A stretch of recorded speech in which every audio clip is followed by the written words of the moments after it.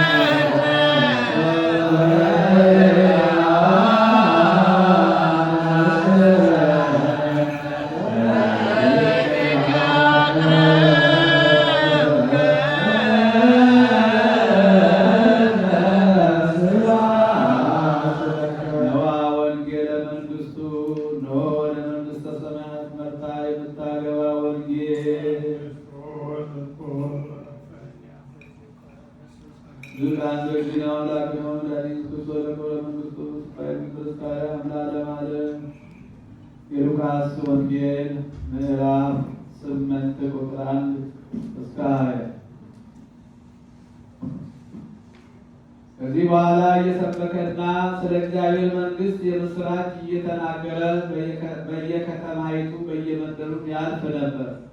12ቱም ከእርሱ ጋር ነበሩ። ከክፉዎች መናፍስትና ከደዌ ተፈውሰው የነበሩ አንዳንድ ሴቶች፣ እነርሱም 7 አጋንንት የወጡላት መግደላዊት የምትባል ማርያም፣ የሄሮድስ አዛዥ የኩሳ ሚስት ዮሐና፣ ሶስናም ብዙዎችም ሌሎችም ሆነው በገንዘባቸው ያገለግሉት ነበር። ብዙ ሕዝብ በተሰበሰቡ ጊዜ ከከተማዎችም ሁሉ ወደ እርሱ በመጣ ጊዜ በምሳሌ እንዲህ ሲል ተናገራቸው። ዘሪ ዘሩን ሊዘራ ወጣ። ሲዘራም አንዳንዱ በመንገድ ዳር ወደቀ፣ ተረገጠ፣ የሰማይ ወፎችም በሉት። ሌላውም በዓለት ላይ ወደቀ፣ በበቀለም ጊዜ እርጥበት ስላልነበረው ደረቀ። ሌላውም በእሾህ መካከል ወደቀ፣ እሾሁም አብሮ በቀለና አነቀው። ሌላውም በመልካም መሬት ላይ ወደቀ፣ በበቀለም ጊዜ 100 እጥፍ አፈራ። ይህን በተናገረ ጊዜ የሚሰማ ጆሮ ያለው ይስማ ብሎ ጮኸ። ደቀ መዛሙርቱም ይህ ምሳሌ ምንድን ነው ብለው ጠየቁ። እርሱም እንዲህ አለ፣ ለእናንተ የእግዚአብሔርን መንግሥት ምስጢር ማወቅ ተሰጥቷችኋል። ለሌሎች ግን እያዩ እንዳያዩ እየሰሙ እንዳያስተውሉ በምሳሌ ነገራቸው። ምሳሌውም ይህ ነው። ዘሩ የእግዚአብሔር ቃል ነው። በመንገድ ዳር ያሉት የሚሰሙ ናቸው። ከዚህ በኋላ ዲያብሎስ ይመጣል፣ አምነው እንዳይድኑ ቃሉን ከልባቸው ይወስዳል። በዓለት ላይ ያሉት ሲሰሙ ቃሉን በደስታ የሚቀበሉ ናቸው። እነሱም ለጊዜው ብቻ ያምናሉ እንጂ በፈተና ጊዜ የሚክዱ ስር የሌላቸው ናቸው። በእሾህ መካከል የወደቀ እነዚህ የሚሰሙት ናቸው። መንገዳቸውንም ሄደው በሕይወት ዘመን በሐሳብና በባለጠግነት ምቾት ይታነቃሉ፣ ሙሉ ፍሬ አፈሩ። በመልካም መሬት ላይ የወደቀ እነርሱ በመልካምና በበጎ ልብ ቃሉን ሰምተው የሚጠብቁት በመጽናትም ፍሬ የሚያፈሩ ናቸው። መብራትንም አብርቶ በዕቃ የሚከድነው ወይም ከአልጋ በታች የሚያኖረው የለም። የሚገቡ ሰዎች ብርሃኑን እንዲያዩ በመቅረዝ ላይ ያኖረዋል እንጂ በከተማ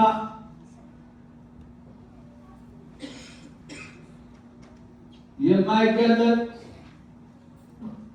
የተሰወረ የለምና የማይታወቅም ወደ ግልጥም የማይመጣ የተሸሸገ የለም። እንግዲህ እንዴት ልትሰሙ ተጠበቁ? ላለው ሁሉ ይሰጠዋልና ከሌለው ሁሉ ያው ያለው የሚመስለው እንኳ ይወሰድበታል። ይቀልል እንፈጠር ሰማይ ወምትደቅ አሐቲ ቃል እምኦሪት ወእምነቢያት ቤት ላዳይሁ